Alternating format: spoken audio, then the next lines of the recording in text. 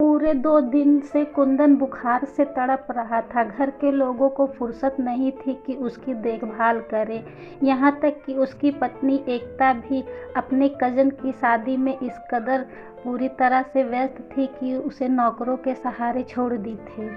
कुंदन को प्यास लगी थी। वह उसे किसी को भी पुकारने की इच्छा नहीं हो रही थी। उसका अंत कारण शोक था और निराशा थी। उसने कभी सोचा भी नहीं था कि उसकी यह दुर्दशा होगी। अपनी इस स्थिति के लिए वो किसे दोष देता। घर जमाई बनकर घर में रहने का उसका खुद का फैसला था। वह पत्नी को भी बेवफा व स्वार्थी कैसे कह सकता था। उसका व्यक्तित्व तो ही इतना दुर्बल एवं निरुपाय हो गया था कि वह निरंतर सबके द्वारा छला जा रहा था। बस एक गलत कदम और उसके जीवन की दिशा ही बदल गई। उसके पापा कैलाश नाथ, जो कभी कभी उसके अपने थे, जो उसकी सबसे ज़्यादा चिंता करते थे, जो उसके आदर्श गाइड, फिलोसोफर और माँ भी थी, उसी पर उसका शक किया, घृणा किया कि जिसका परिणाम अब भुगतना पड़ रहा है। जब किसी की आत्मा पर संयम का पर्दा पड़ जाता है, वैसा संयम व्यक्ति कभी सही गलत का अंतर नहीं समझ पाता। पापा के प्यार और संयम ने ही उसे अपने घर परिवार के लिए अजनबी बना दिया था। आज उसे अपनी माँ सरला देवी की बहुत याद आ रही थी, जो उसकी छोटी सी छोटी खुशी के लिए भी अपनी बड़ी से बड़ी खुशी कुर्बान करने के लिए हमेशा तैयार रहती थी।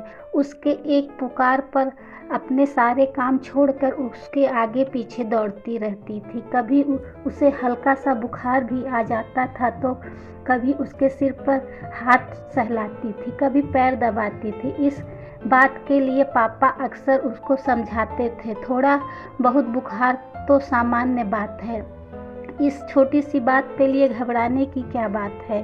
तुम्हारे इस तरह घबराने से मैं भी नर्वस हो जाता हूँ। उसे स्कूल से आने में जरा सी देर हो जाती तो सड़क पर आ जाती थी।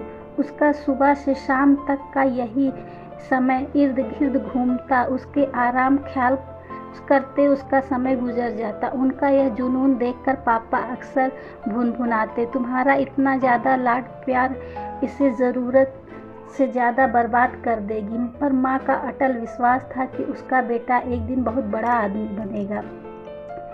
10th के जब 93% मार्क्स मिले तो उनकी खुशी का ठिकाना नहीं रहा। पूरे मोहल्ले में मिठाइयाँ बंटवाईं, पर जल्द ही उनकी खुशियों को किसी की नज़र लग गई। उन्हें लीवर का कैंसर हो गया था। जैसे ही डॉक्टर ने उनके जीवन को 3 महीने में सीमित कर दिया था, उन्हें सबसे ज़्यादा चिंता खाए जा रही थी कि उनके बेटे का उनके बाद ख्याल कौन रखेगा। एक बात उन्हें अच्छी तरह समझ में आ गई थी कि उनके जीवन में वक्त और हालात दोनों बदल गए हैं, जो अब उनके बस में नहीं था। काफ़ी सोच समझकर अपने बचपन की सहेली और दूर के रिश्ते में बहन लगती सुचित्रा को अपने 5 वर्षीय बेटी वसुंधरा के साथ अपने पास बुला ली थी। सुचित्रा असमय ही विधवा हो गई थी और बेटी के साथ कोई आश्रय ढूंढ रही थी। हालात ऐसे थे कि दोनों एक दूसरे की ज़रूरत थी, इसलिए दोनों के बीच में अपनत्व भरा रिश्ता कायम हो गया था। सरला को ऐसे दुर्भाग्यपूर्ण कठिन समय में सुचित्रा ने उसे पूरे घर परिवार को अच्छी तरह से संभाल लिया था, तो सरला ने भी वसुंधरा को एक अच्छे स्कूल में एडमिशन दिला दिया था। उनकी सारी जिम्मेदारी उठा ली थी। धीरे धीरे माँ बेटी उस परिवार का एक अभिन्न हिस्सा बन गए थे। सुचित्रा को कुंदन का पूरा ख्याल रखते हुए और पुत्रवत प्यार करते देख सरला ने उससे वादा किया था कि उसे नहीं रहने पर वह पुत्र को छोड़कर कहीं नहीं जाएगी, ताकि वह निश्चय हो इस दुनिया में छोड़कर जा सके। सुचित्रा से वादा लेने के महीने भर बाद ही वह काल के गाल में समा गई थी। सरला के नहीं रहने पर सुचित्रा ने अपना वादा निभाया। कुंदन का देखभाल के साथ उनके मानसिक संबल को भी दिया। उसे भी माँ की इच्छा पूरी करने के लिए प्रोत्साहित करती रही। माँ के जाने के बाद कुंदन पूरी तरह से टूट गया था। माँ को भुलाना उसके लिए आसान नहीं था। वह उसके रूह की गहराई से जुड़ी हुई थी। फिर भी उसे अपना पूरा ध्यान और शक्ति पढ़ाई में लगा दिया था, क्योंकि अपनी माँ की इच्छा जो पूरी करनी थी उसको। मेहनत रंग लाई और उसका एडमिशन IIT कानपुर में हो गया था। जब वह इंजीनियरिंग की फाइनल ईयर में था तो उसे पटना में रहने वाले एक दोस्त कुणाल ने सूचित किया कि उसके पापा ने सुचित्रा मौसी से शादी कर ली है। सुनते ही दुख से और घृणा से उसका स्वाग थरथरा उठा। इतनी बड़ी बात हो गई और पापा ने उसे बताना भी ज़रूरी नहीं समझा। तो वे तो उससे सबसे अपने थे ना, फिर उसे इतना पराया क्यों कर दिया था? उसने पूछना भी ज़रूरी नहीं समझा। इसके अंदर उथल पुथल मची हुई थी। फिर भी उसने अपने पापा को फ़ोन नहीं किया। 2 दिन बीत जाने के बाद पापा का भेजा हुआ एक लिफाफा मिला। उसे समझते देर नहीं लगी कि फ़ोन से तो बात करने की हिम्मत नहीं हुई, तो पत्र लिखकर भेज दिया। गुस्से में वह टुकड़े टुकड़े कर डस्टबिन में डाल दिया। रात भर माँ की याद में निशब्द रोता रहा। दूसरे ही दिन उसने मन ही मन फैसला कर लिया कि अभी लौटकर पटना नहीं जाएगा। पापा ने उसे समझाने की बहुत कोशिश की। कानपुर तक आए पर वह मौन साधे प्रतिक्रिया बैठा रहा। उसकी मूक आंखों पर उभलता पापा को भी अंदर तक आहत कर गया था। पापा ने उसे बहुत समझाया कि इस शादी से तुम्हारे जीवन पर कोई अंतर नहीं आया, सब कुछ पहले जैसा ही। आज भी हम दोनों तुम्हारे से उतना ही प्यार करते हैं जितना शादी से पहले करते थे। पर वह मानने को ही नहीं तैयार था। पापा की शादी करते ही उसे वह घर पराया लगने लगा था। जैसे सुचित्रा मौसी में कभी उसे अपनी माँ के दर्शन होते थे, अब छलनामयी विमाता नजर आने लगी थी। इस उम्र में पापा का शादी करना उसकी नज़रों में एक अमर्यादित आचरण था, जो लोगों की नज़रों में उसे शर्मसार कर रहा था। फाइनल ईयर की रिजल्ट आते ही उसे नौकरी मिल गई। बिना घर पर सूचित किए वह रांची आ गया। घर के सभी लोग परेशान थे। वह भी काफ़ी अकेला और दुखी रहने लगा था। उसी दौरान अपने साथ काम करने वाले विवेक से कुछ ज़्यादा ही जुड़ गया था। विवेक के घर उसे पनाह मिली। विवेक की माँ के लिए वह बहुत जल्दी अपने बेटे से भी प्यारा हो गया था। भयंकर तूफान के गुजर जाने के बाद परिवार से बिछड़ा पक्षी उस बहेलियों को ही अपना मान लिया था, जो जाल बिछाए बैठे थे उसे फंसाने के लिए।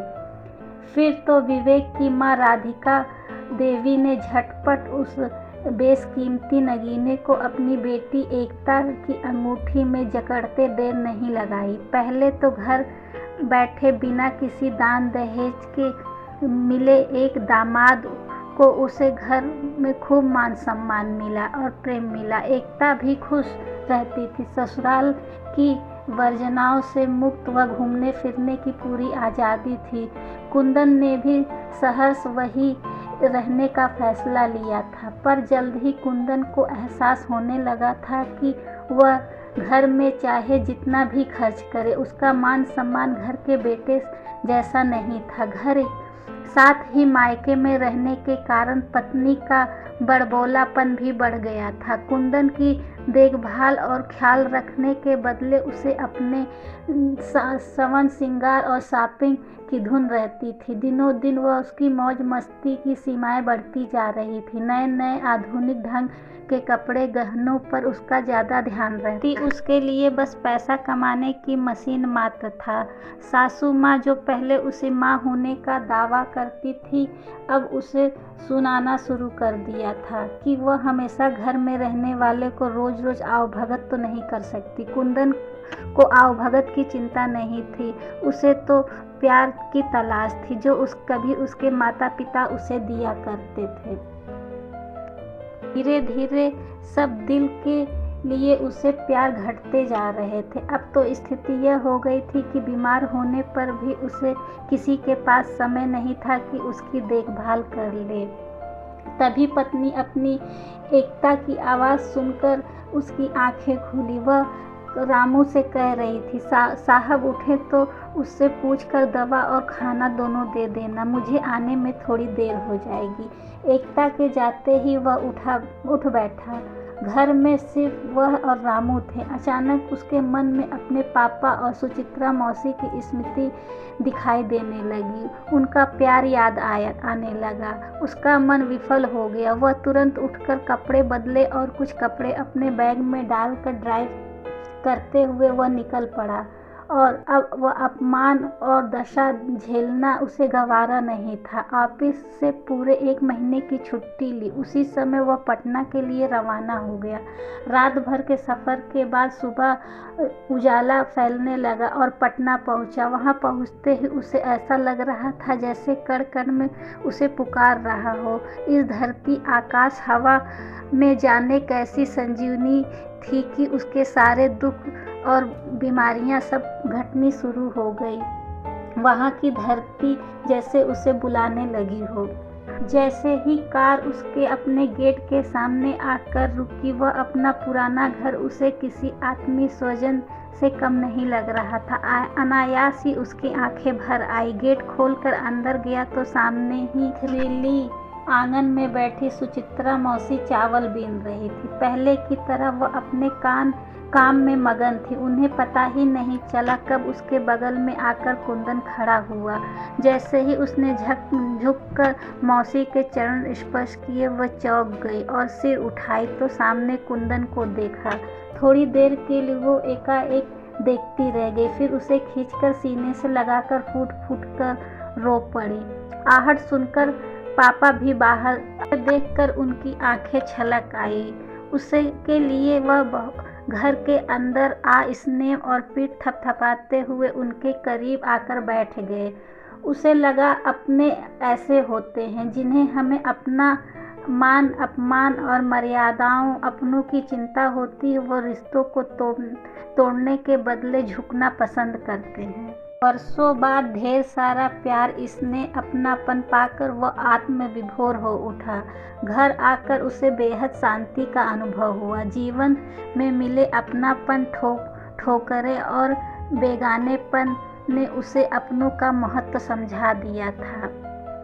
कुछ देर तक तो सब बैठ के निशब्द रोते रहे। जब उठकर जाने लगी तब कुंदन ने उसका हाथ थामते हुए कहा, मौसी, आप क्या अपने इस नालायक बेटे को माफ़ नहीं कर सकती? मैं वादा करता हूँ आगे से आपको कोई शिकायत का मौका नहीं दूंगा। इसके व्यवहार से हैरान व आश्चर्यचकित दृष्टि से निहारने लगी।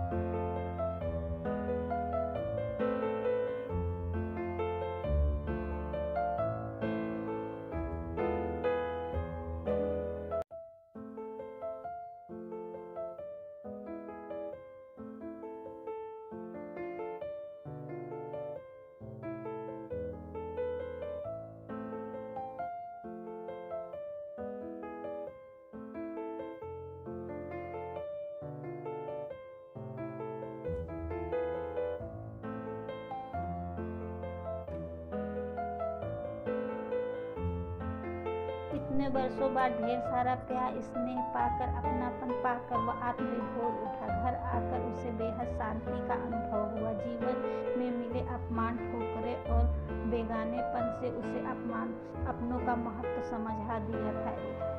एक दिन जिस दिन घर में उससे विरक्ति हुई थी, वह अपने प्यार में नजर